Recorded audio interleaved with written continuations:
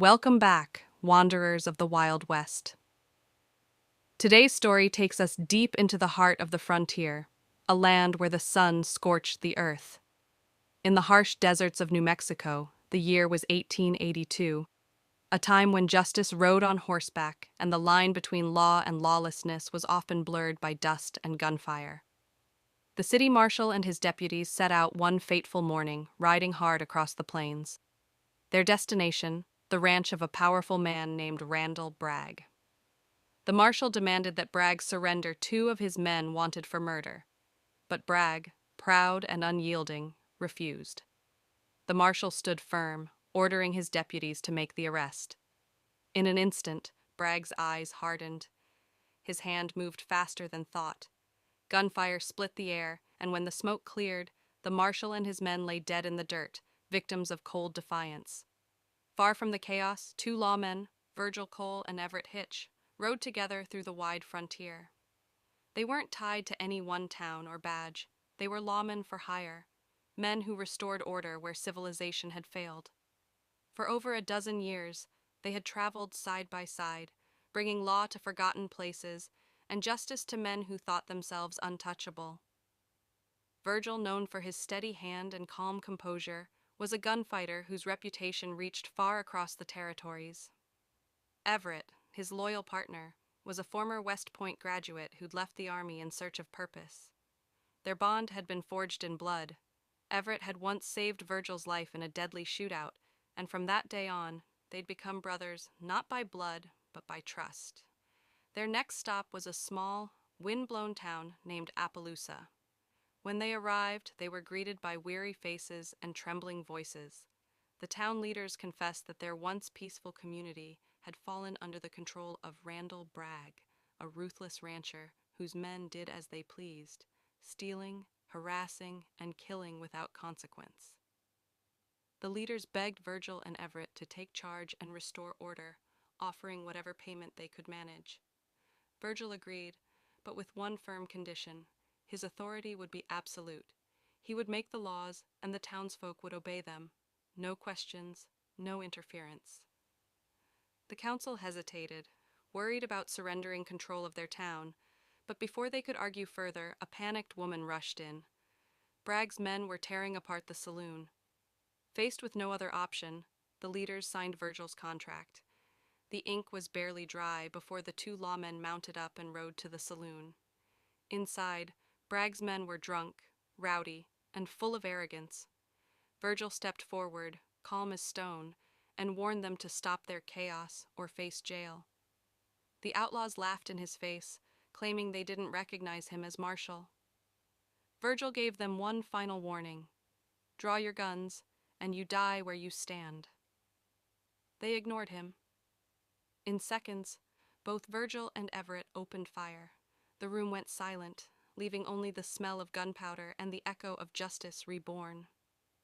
By sunrise, word spread fast. Randall Bragg himself rode into town, surrounded by his gunmen.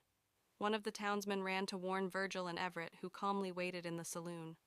When Bragg entered, he was met not with fear, but with law. Virgil told him plainly he was now the marshal of Appaloosa, and Bragg was wanted for murder. Bragg tried his usual charm, but Virgil wasn't a man who negotiated with criminals. From that day forward, no man would carry a gun inside Appaloosa's limits. Bragg left in silence, his pride bruised, but his eyes promised trouble. Not long after, a woman stepped off the train, a graceful stranger named Allison French. Her presence drew attention from the moment her boots touched the ground. Everett was the first to notice her, following her politely until she entered a small cafe where Virgil happened to be eating. With gentle manners, she asked them to recommend a clean, safe place to stay. Virgil offered the same hotel he and Everett used, and Everett escorted her there himself. Later that night, when Everett mentioned she'd been asking about him, Virgil's curiosity turned to interest. Days passed, and Allie, as she preferred to be called, brought a rare warmth to the dusty town. She played the piano at the hotel, her soft music soothing the restless hearts of Appaloosa's people. Virgil was drawn to her strength and grace, while Everett quietly stepped aside, respecting his partner's growing affection. Yet beneath the calm surface, violence still lingered. One night, when a drunk insulted the bartender, Virgil's temper flared. He struck the man and kept hitting him until Everett restrained him. The next morning, townsfolk murmured about the marshal's anger, but Everett defended his friend, saying Virgil always acted for a reason, even when others didn't understand it. In time, Virgil and Allie's relationship deepened. They planned to buy a small house in Appaloosa, a place to settle after years of drifting. But peace didn't last long. A young ranch hand named Joe Whitfield came forward, claiming he had seen Bragg murder the marshal and his deputies. His testimony was enough.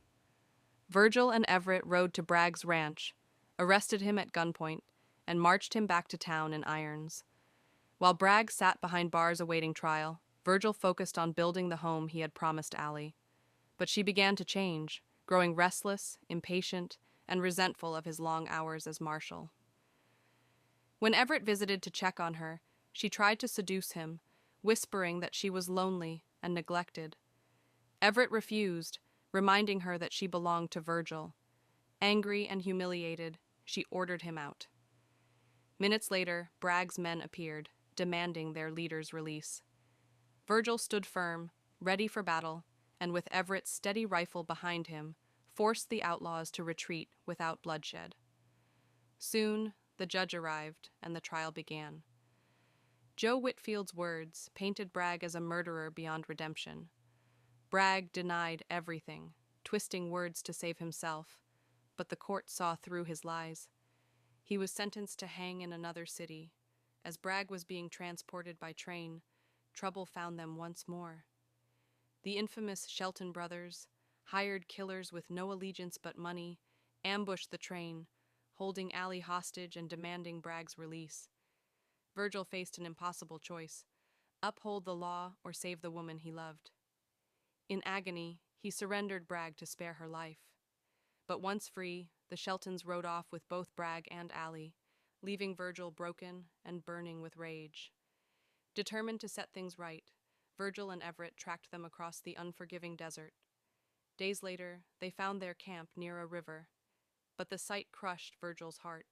Allie, laughing and bathing with one of the Sheltons, as if she had forgotten him completely. Before confrontation could happen, a group of native warriors attacked. Forced to join forces, the lawmen and outlaws fought together to survive. That night by the fire, Allie tried to explain herself through tears, saying she'd been scared and confused. Virgil said little, his silence colder than anger. Everett, honest as ever, warned that she was a woman who always needed someone, anyone, to hold on to. Allie lashed out, accusing Everett of trying to seduce her, but Virgil refused to believe it. When they reached a nearby town, Bragg and his men were waiting. The final showdown loomed. Before the fight, Virgil admitted to Everett that, despite everything, he still loved Allie.